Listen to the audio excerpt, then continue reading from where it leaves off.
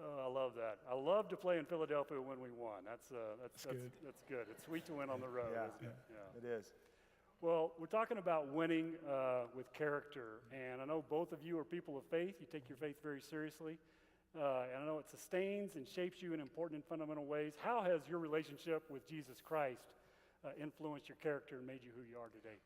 You want me to take it first? Go ahead. Yeah. So, again, I didn't come to know Christ until about 3 years outside of the NFL and retirement.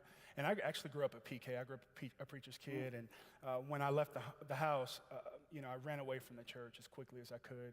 I grew up in a very legalistic household, a legalistic church in my childhood. And so once I gave my life to Christ on the other side of retirement, the Lord called me to go to seminary. And in seminary, one of the first classes I took was Humanity of Christ. And I learned that Jesus Christ was a real man. Before that point, I just thought he was a metaphor, right? He was a guy that performed miracles, and it was a fable in the Bible. But Jesus was a real man that lived in this world, that lived and experienced the things that we experience, and that rocked my world. It completely changed my life.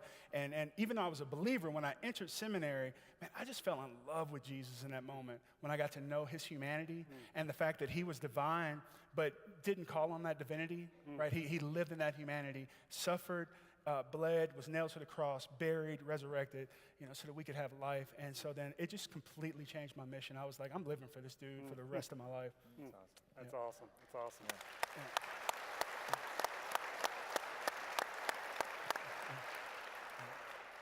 Yeah, for me, many of you probably know my story, but I grew up in a home where domestic violence was active. My dad, it was the tale of two different men, very loving, and it was our coach and sports driven and very passionate. We meant the world to him, but he had addictions and he had strongholds. And unfortunately, I grew up in a house where our family had to deal with that. And so most of my life, early childhood of my life, was I learned kind of how not to do things rather than how to. And I referenced my grandfather and grandmother. I was fortunate enough to move to a little small town in Tennessee. He introduced me to the church, didn't force it on me, and led me to the Lord through that church, and really changed my entire outlook. And oftentimes throughout my career, I've looked at that and thought back on that moment. Not football, take that completely aside, Right. because there's so much bigger than that. And you were referencing idolizing. And it's so true, because at an early age, I learned that he had a plan for me. I understood that his grace was so true.